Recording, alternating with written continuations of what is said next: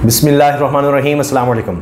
Economic experts वो लोग जो मईशत पर गहरी नज़र रखते हैं, जो रिपोर्टिंग करते हैं, मईशत के हवाले से अंदर की खबरें देते हैं, वो भी ये कह चुके कि IMF की वजह से ये इलेक्शंस की डेट देनी पड़ी है। इसमें शहबाज राना साहब हैं, दीगर लोग हैं, वो अपने प्रोग्राम्स में ये चीज़ डिस्कस कर चुके हैं।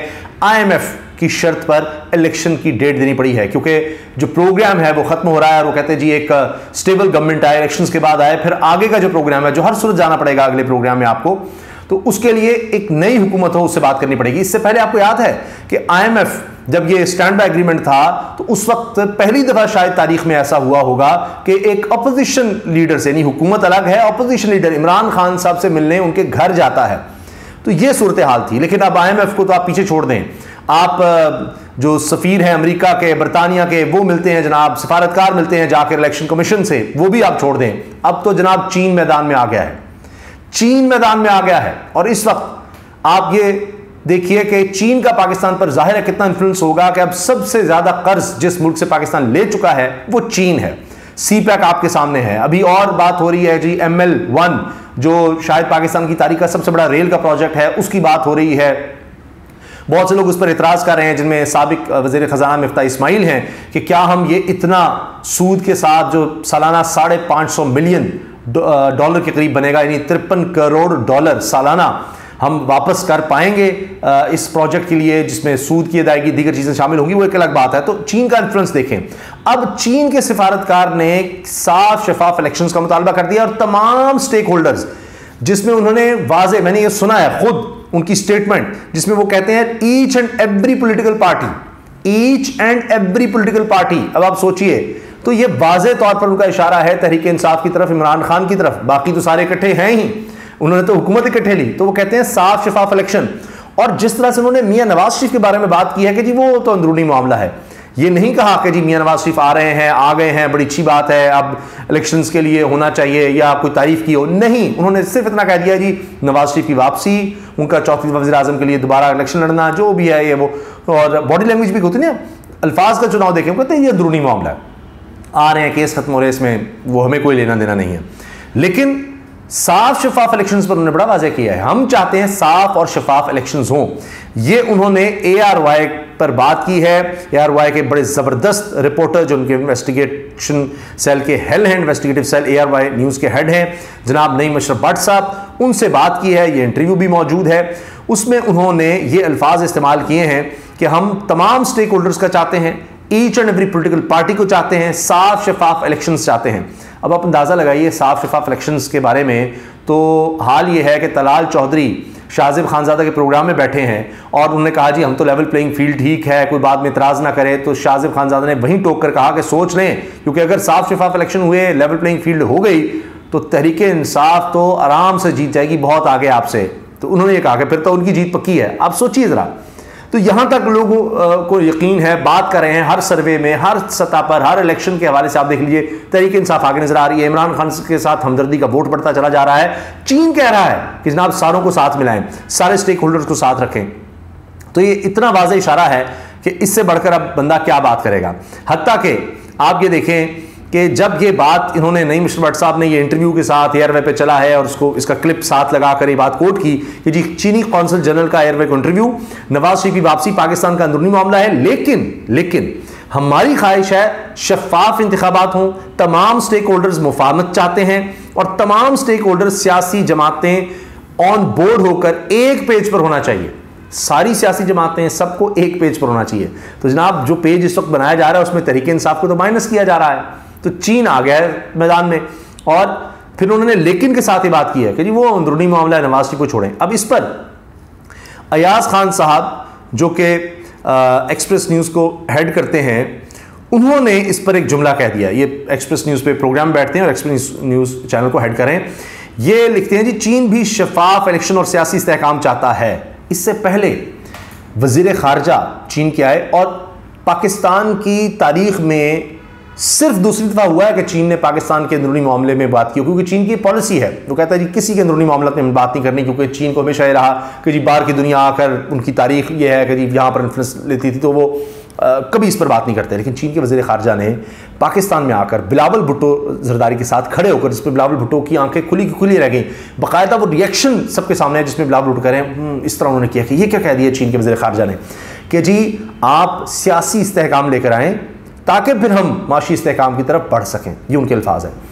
और ये भी तभी था जब ये हुकूमत में थे और सारा आप देख रहे थे क्या हो रहा था, तरीके इंसाफ के खिलाफ एक्शन हो रहा था। ये उनकी स्टेटमेंट देख रहे हैं।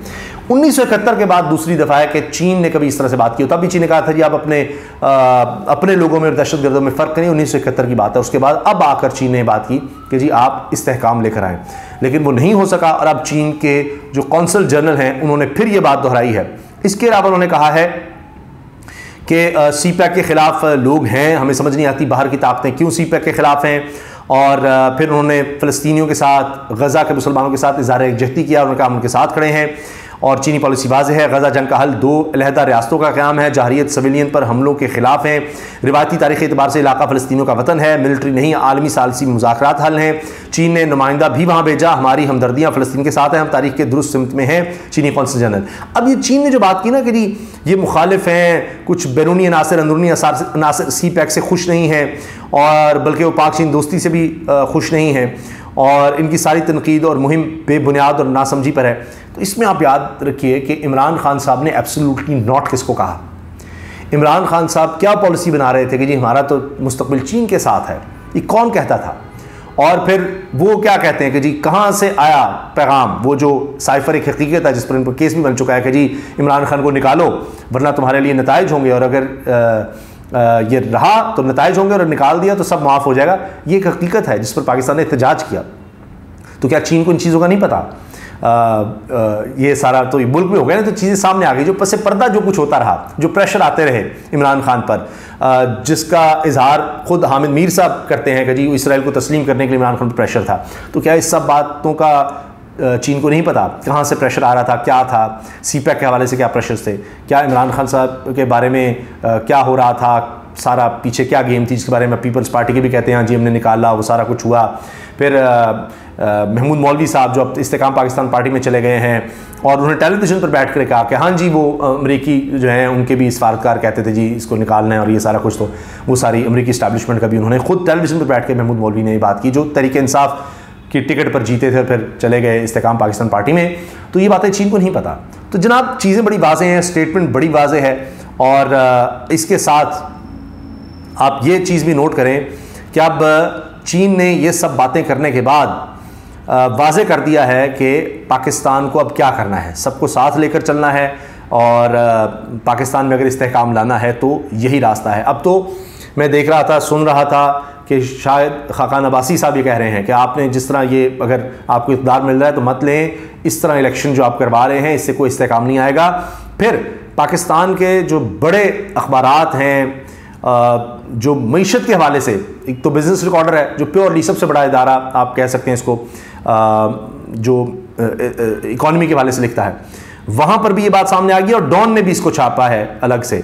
और इसमें जनाब अली खिजर साहब जो बिजनेस रिकॉर्डर से वाबस्ता है, उन्होंने डॉन को शेयर किया कि जी Pakistan flagging economy has been hit hard by political instability in the last couple of years. जब से इमरान खान को निकाला है तो इसका मतलब है कि पाकिस्तान में इस्तेहकाम नहीं आ सका।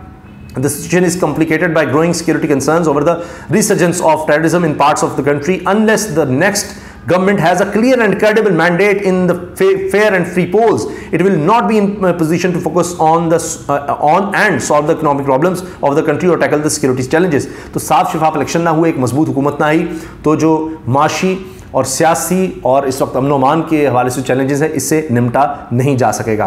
बिजनेस रिकॉर्डर का सुन ले, और समीउल्लाह तारिक साहब ने, वो खुद एक एक्सपर्ट हैं, एनालिस्ट हैं फाइनेंशियल सेक्टर में, उन्होंने इसको शेयर किया है। और बिजनेस रिकॉर्डर क्या कह रहा है, ये सबसे मौका अखबार है मईशत के हवाले से। The next programme is not going to be easy, IMF के हवाले से अगला प्रोग्राम आसान नहीं होगा। There are big funding gaps in the medium term. The 9th month breather Pakistan receive does not ensure medium term stability. Things are fine for the next few months and general elections may also be held. However, if elections are not going to be free and fair, political stability may not be given beyond elections, and that could have an impact on the next IMF program. तो अगर free and fair elections ना हुए, मुल्क में stability नहीं आ सकेगी, और फिर मामलात ख़राब हो जाएंगे, मईशत के भी, IMF के साथ भी। तो ये जनाब इस वक्त सूरत हाल है। और आप देख लीजिए कि अब ये आलमी ताकतों को समझ आ रही है, चीन सबसे अहम है।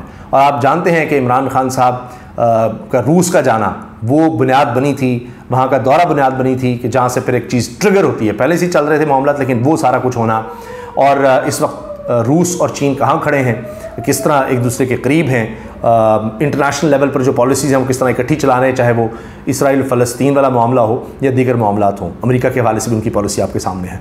तो ये चीज़ें बहुत ज़्यादा वाज़ेह हैं और अब देखते हैं कि इसका कितना इम्पैक्ट आता है। अल्लाह हाफ़िज़।